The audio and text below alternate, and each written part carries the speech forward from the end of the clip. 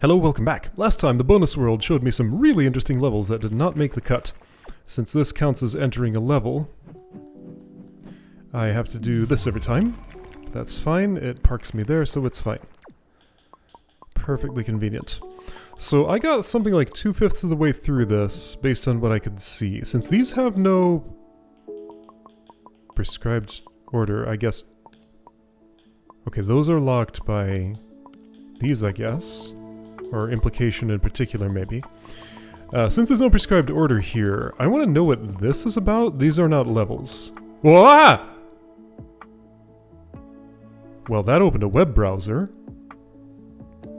Oh, okay. Let's step on the thing. The very first version of A Little Perspective was created and published in Media Molecule's Dreams on a PlayStation 4 in mid-2020. This early version only took 3 months to create, and thus is much smaller and much less polished. But if you own a PS4 or 5, own Dreams, and are curious to see how far the game has come since then, step on this button to check it out. Okay, so that's linked to the original version of this. That's pretty cool. I have a PS4 that I've booted once-ish. I don't have Dreams. If you don't own Dreams, you can step on this button to watch a playthrough of the Dreams prototype. Okay, well, that's covered there. Alright, well, is this going to ambush me with a browser? It sure is, and a little terminal window pops up first. Okay, well, I suppose, so the rest of you can follow along, I'll put these two URLs in the... If you don't own Dreams, in you can the step on this button description. To watch a playthrough of the Dreams prototype. Since, you know, this isn't, like, exclusive to... I need to actually leave this tab open now so that I have the... Yes, clicking to reactivate the game moves me every time. Molecule's Dreams on a PlayStation 4 in mid-2020. And I don't think I can cancel this. Version That's only fine. took 3 months to create, and thus is much smaller and much less polished. But if you own a PS4 or 5, own Dreams, and are curious to see how far the game has come since then, step on this button to check it out. Yeah, so that's shareable because this isn't, like, specific to the post-game of this game. It's available elsewhere. It just happens to be referenced here. So what's up with this section? This is the one I'm curious about because it includes locked levels. I think it's good for a puzzle game to fully explore its mechanics and demonstrate as many interesting emergent properties as it can. But I do also think it's possible to go too far. These levels show a few of the game's weirdest edge cases. Oh boy! Ignored due to being unfair or too difficult to reason about. Oh, this will be fun. Okay, this might be all of today, if that is as it sounds. Mere suggestions. Oh boy, this will be fun. And maybe a nightmare. It can be both. Alright, so this will act as a hint system of sorts, maybe, and there is an actual hint system here too. Let's see if I can understand what it is that's going on first. So sure, I can do that. This might be showing something about how, like, this reveals a walkable floor when I'm adjacent to it here.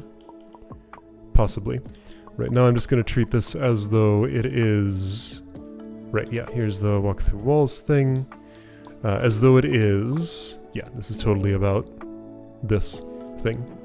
That part turned into a different level that was a whole lot of fun. Okay, well that's a solve in either case. One of the core principles of this game is, if a particular action looks possible, then it should be possible. In other words, if it looks like you should be able to perform a move, then you should be able to move, even if the move itself ends up looking very strange in motion. This principle allows you to, for example, move through walls as long as you can see part of your destination and can't see the blocking wall when you make the move. One of the weirder side effects of this rule shows up at the end of this level, where you can completely phase past a wall by simultaneously hiding the wall and crossing the gap it sits in.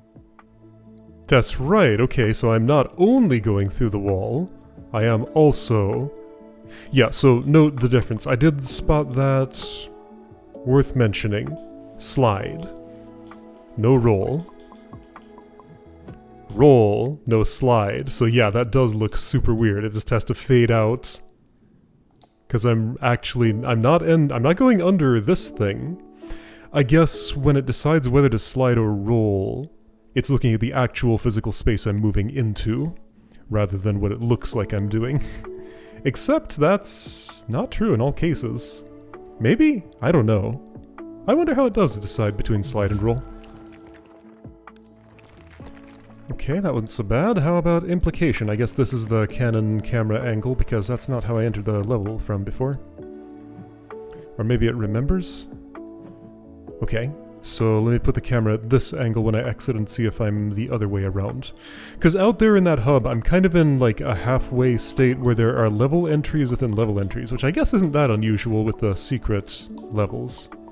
But it's a little different from just being on the hub and being in a level. What's this called? Implication.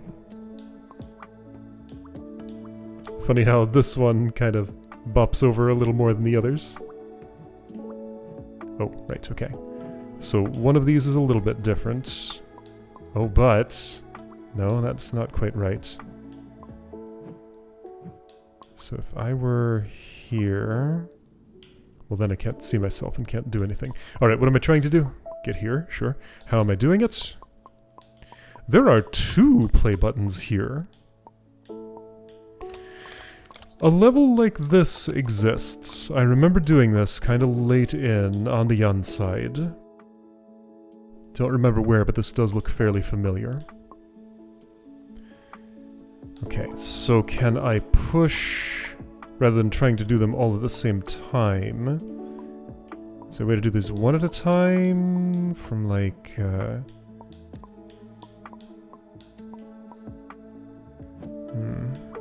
doesn't really look like it to me, but okay.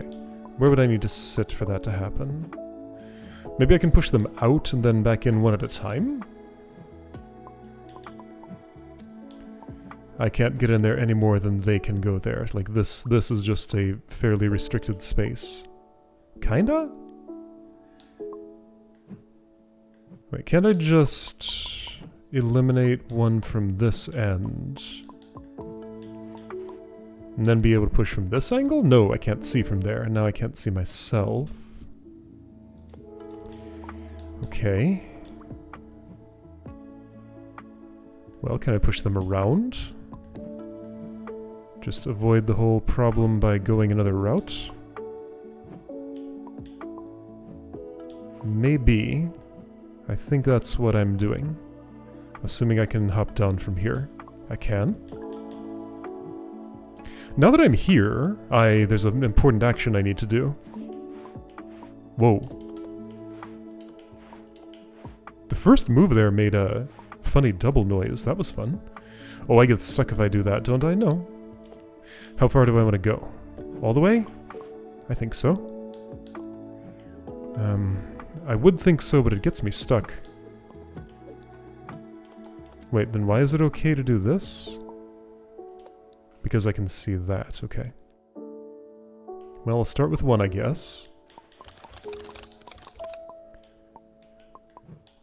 I don't know if this is going where I want it to go.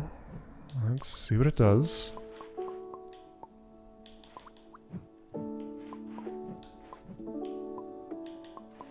Oop, not that. I want this, then that. Okay. Now, how much of this can I repeat? Probably none of it. Yeah, I can't get in there anymore. That's where it ends.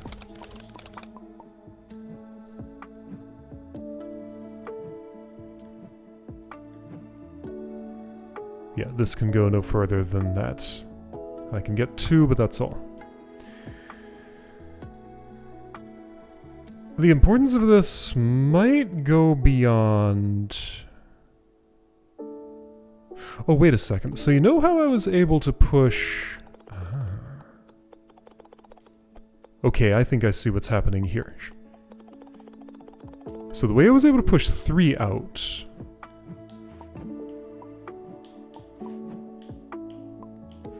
Leave that there. It knows that the brown block is on a floor. How was I able to get in here? I guess I did it like this. Okay, so now I'm in there. It knows the brown block is on a floor. Why didn't I want to push them all out at once? Because I couldn't get out. Okay, but there's a solution for this. I can use stacking to retrieve this one, I believe. I shouldn't believe that because it's false.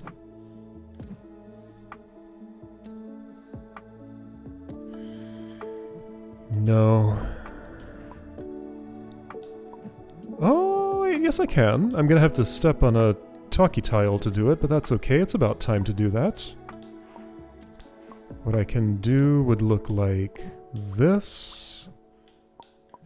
Hop up here. Hop over though. I can't see it though. And that's going to be a problem because I'd have to corner this to actually get it to a place where it looks like I could go up onto that. Right?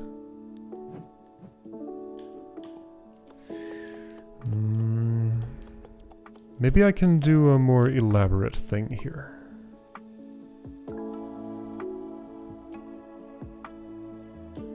If I just put that there, and I actually allow what looks like getting further stuck, but might not be, maybe I can still pull this off. Okay, so from there, I can totally see what I need to see. Something you might have noticed is that when you push a push block, you'll always follow behind it, even if you can't see the block it was originally standing on. Yeah. Even though the object permanence rules of the game would normally cause the floor block you can't see to disappear and stop you from moving onto it, the presence of a non-falling push block implies solid floor underneath it, even when you can't directly see that floor. Therefore, a successfully pushed block will always allow you to move into its starting position when you displace it, because of the implied floor there. It's an interesting property, but one I felt was too difficult to logic out and use in interesting ways throughout the game. So now the question is, if I put these all together... Oh wait, maybe that's not even what I want. Maybe better yet would actually just be... Oh, well that's in the way. Can you not be, maybe?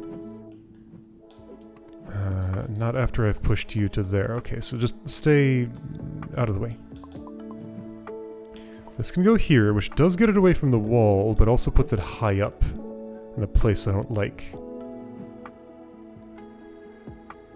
With no particularly good adjacencies, so I don't think I like that way of doing things.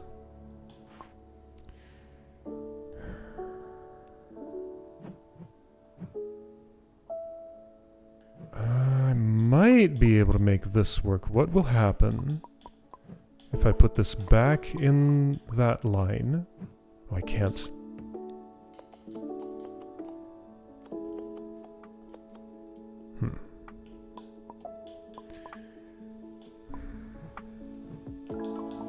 I don't think there's any recovering from the position I'm in, but I can't tell for sure yet. Like, this has got to go somewhere. That lands on another thing. It's already too tall, which is actually kind of bad for me. I'd love to unstack that first. Without some elevation, I don't think I can do that. I mean, I have elevation, but I would have to corner my elevation to make a move that makes any sense there.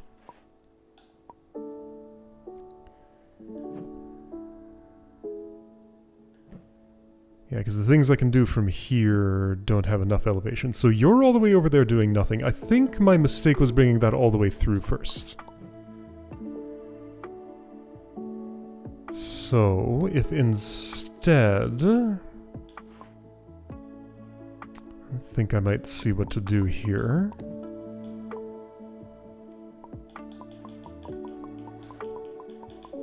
There's like a couple of parts to this puzzle. If I put that there... that should be reasonably healthy for what I want to do, I think. So yeah, put myself in here, since that had nothing to do with what was going on. That... oh, I can't see that. Well, maybe I can do it as the last move. Like that... no. I can't do it like this. No. Maybe if I had put that... here instead? I don't know if I'm on the right track here. I'm not. Well, now I know, I guess.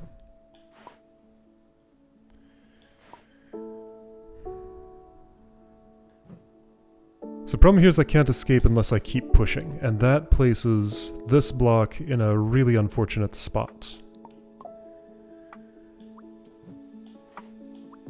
Now I just have a huge mess here. So I could have had something not quite as messy. Let me see if I can clean my mess yet. It might still be possible. Something you might have noticed is that when you push a push block, you'll always follow behind it, even if you can't see the block it was originally standing on. Even though the object permanence rules of the game would normally cause the floor block you can't see to disappear and stop you from moving onto it, the presence of a non-falling push block implies solid floor underneath it, even when you can't directly see that floor. Therefore, a successfully pushed block will always allow you to move into its starting position when you displace it, because of the implied floor there. It's an interesting property, but one I felt was too difficult to logic out and use in interesting ways throughout the game. Getting closer. So now I think I theoretically have the tools to unstack that. This is fine, I can push it that far. It's just not any farther than that. So now, if I want to unstack these, there's an arrangement where that's possible. Let's see, something like this.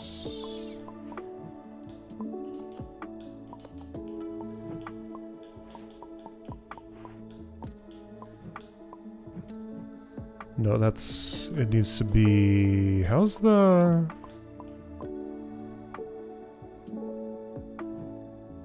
What is the unstacking formation?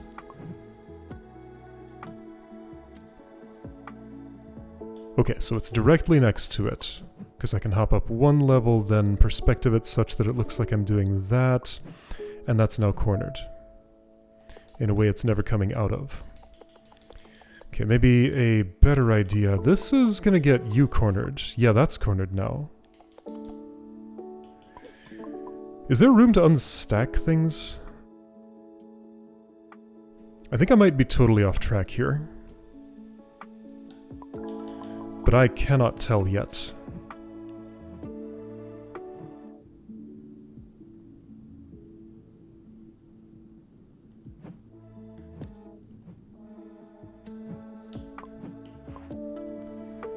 I can put that there and be in what seems like not a great spot, but maybe if I would hop onto the other side, which I could do from there, could this turn into something healthy?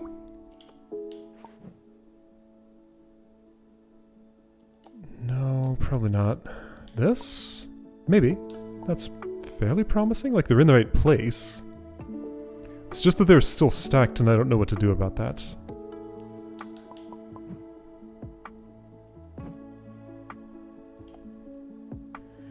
This doesn't seem good.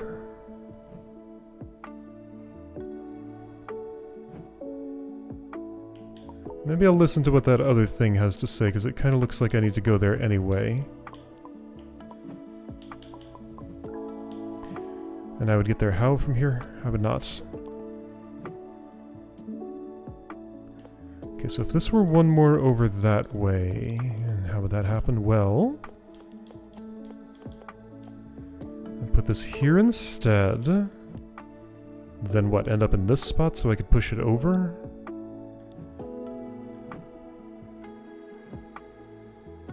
I don't think that makes any sense.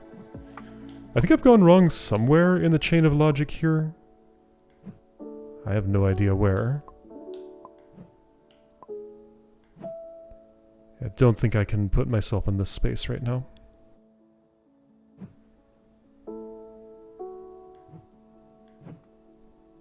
Yeah, nothing's gonna imply I can step there.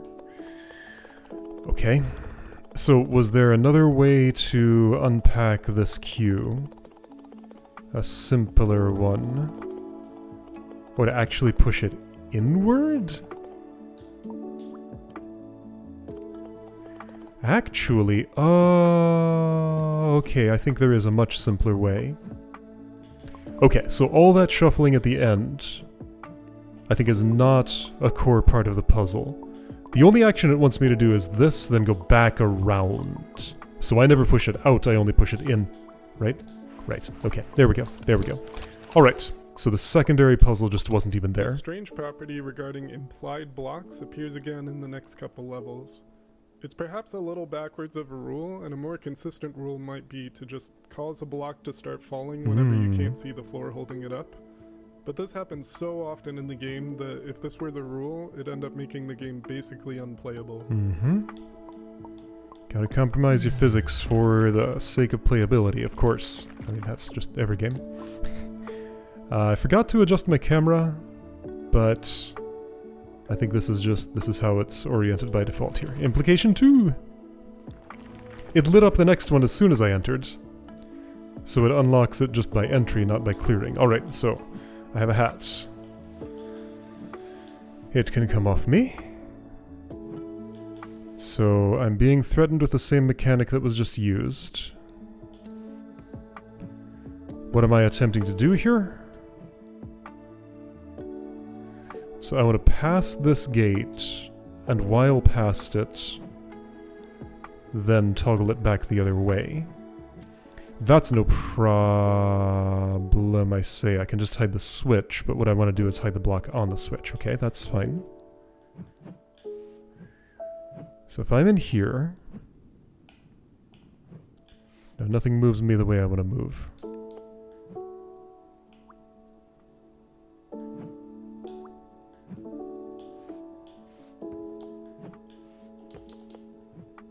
Which move does something of interest here? That doesn't exactly. So I do want this at some point so that I can hide the block that will be here. That block's still gotta go there though. Can't it just do that right now? If I can get back? Which I'm not 100% sure that I can. Maybe I don't move that yet. First it's just... Okay, let's start by getting that off my head. And getting on the other side of it. And how are you going to do that? Like this. Okay. I guess that's the whole thing. Alright, yeah, and I can see that floor, so it goes through. Okay. Now I need to make it up top, which I think I can just... do. Push this over so it can hide the thing. And done. Okay. Oops. Right, okay. I know the camera wasn't in this orientation at the start. I didn't read the thing. The paradox mentioned in the previous level, the fact that a non-falling block will imply solid floor underneath it, even when it can't be seen, appears again in this level. One property that comes up in the game a few times is the fact that things can sometimes move through solid walls if those walls are completely hidden. However, if there's a visible push block resting on top of the hidden block, it implies something solid in that position, even when you can't see it. If that happened during this, I did not notice. It was just too smooth and natural for that to stand out to me. Okay, Implication 3.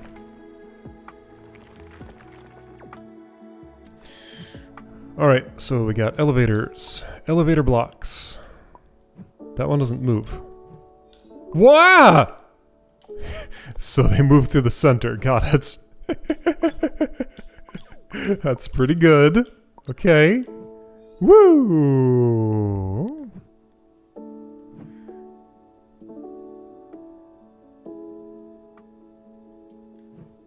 Only one moved. Were they not both active? Right. Oh, you telling me...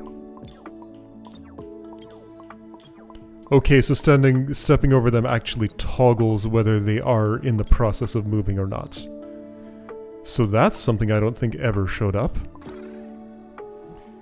How do I go over there? At the very end. Okay, so this one really... Well, no, I could have gone there first. The blocks weren't in the way. This level demonstrates an extra subtlety to the rule established in the previous two levels. You'll notice that if the center block is hidden only by the player on top and the two blue elevators on the sides, the elevators won't pass through. This is because the non-falling player implies the existence of the central block that it's resting on. But if you hide the central block using the orange door block instead, the elevators will pass through even if the player is still standing on the central block. This is because when the orange block hides the lower half of the player, it ambiguates the player's actual position. We can't be sure based on visuals alone anymore that the player is standing on something that's in the path of the elevators. So it's enough to cancel the cancellation of the object permanence rules and allow the elevators through. Elevators and doors always move along a straight path through 3D space, and thus will only collide with things that are actually in the way, unlike push blocks which can collide with things based on visuals alone. So that's where the further quirk in this behavior comes from. So I would bet that the implementation of this is actually a very simple, straightforward set of rules, and edge cases like that just fall out naturally in implementing it. And interacting with it as a puzzle game makes it look a lot more complicated than it actually is on the inside, partially because I'm learning what the rules are as I explore this space and work with them. Like going in that backward way that we do when playing a game is way more complicated to understand than going the forward way to actually, oh boy, okay. I see. I like how that presses as soon as I bump against the thing. I could be wrong, there might be way more to the implementation than I'm imagining. But based on the way I understand things,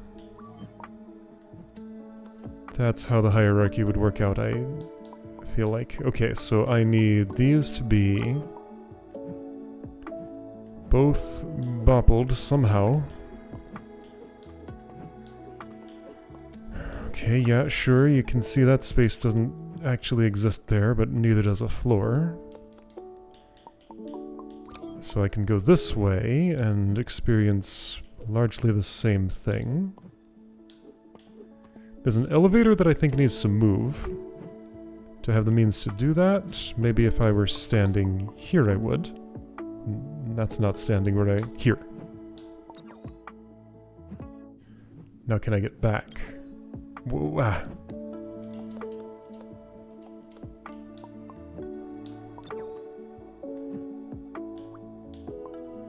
Maybe. Okay, so I did not hide and re-show the elevator while standing on it. So now... oh, why does that happen? Please explain.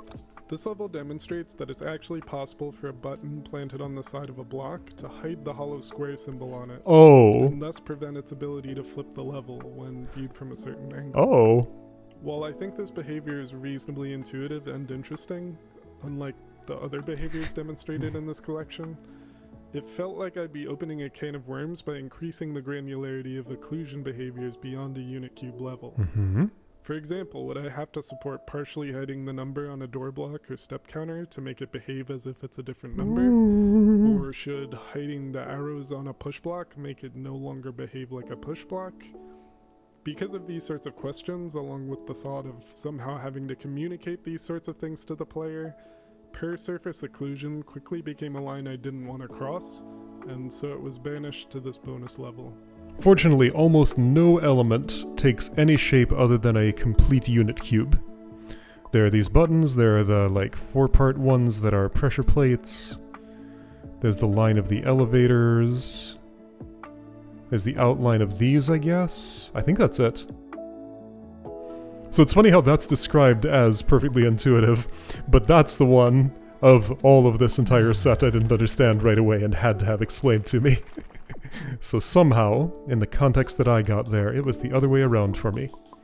Okay, so that section kind of stood on its own, and that was a lot. Alright, so 2 left to go. Who knows what these are going to be? Next time we will find out about at least one of them.